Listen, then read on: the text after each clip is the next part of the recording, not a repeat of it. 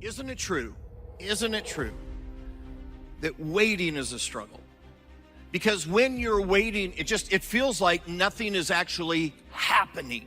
How is there any advantage to this? How is this in any way beneficial to me to be waiting? And waiting is incredibly hard. It's hard because when we wait for a very long time, sometimes it can make you feel like, has God forgotten about me? And over time, you begin to think waiting is bad. It doesn't produce anything good for me. Is it possible that the reason that waiting is so frustrating is that we haven't looked at waiting the right way? That you and I are absolutely focused on the destination. Hey, God, this is the thing you need to do. This is the thing that needs to be accomplished in my life. This is the goal that we've got to get to.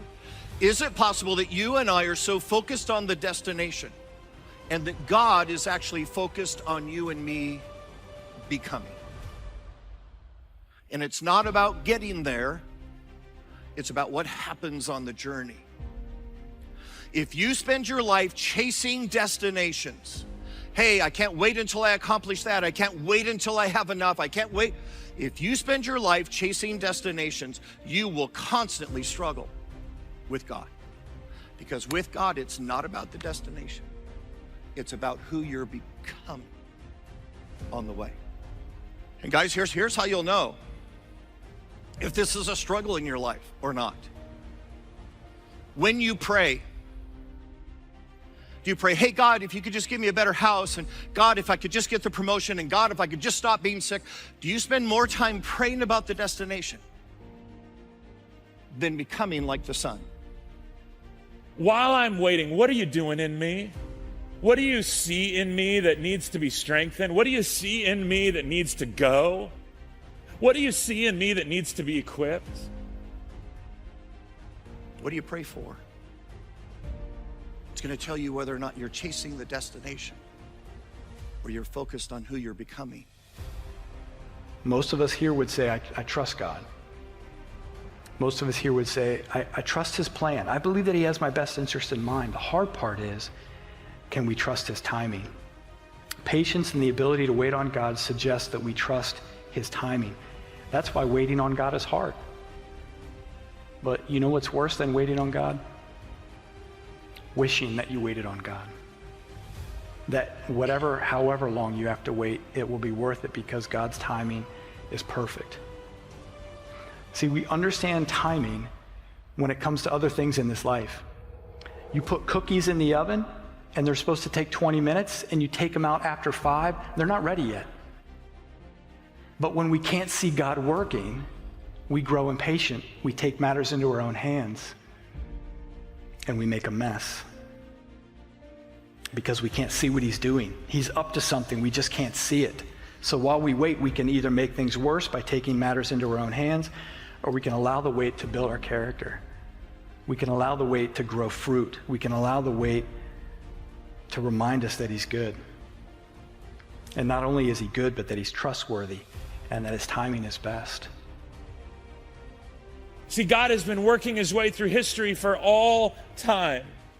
God is always at work when you can see it and when you can't. When you're rushing and when you're waiting, he is still at work. And so the point in sharing this as a principle for us is God is working in the waiting. Some of you are in a period of waiting for whatever it might be. Maybe you're waiting to get married. Maybe you're waiting to have kids. Maybe you're waiting for that career that you would like, or whatever the case might be. Waiting to move, waiting for something. Don't get impatient, because it is in those waiting years that God can do wonderful things in your heart to prepare you, to refine you.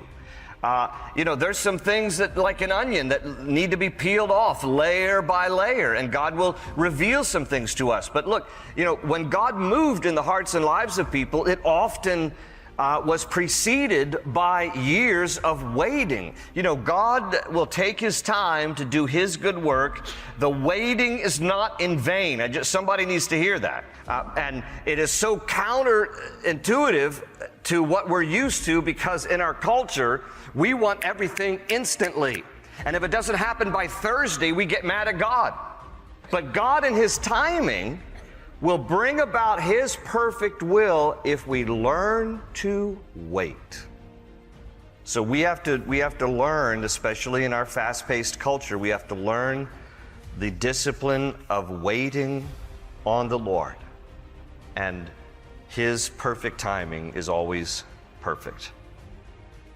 So the question becomes, how do you and I learn how to wait better?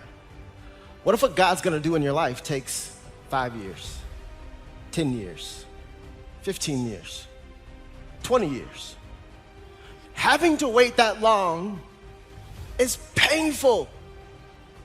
So here's the big idea. Here's what I want you to do. Instead of you waiting on God, you know what I want you to do?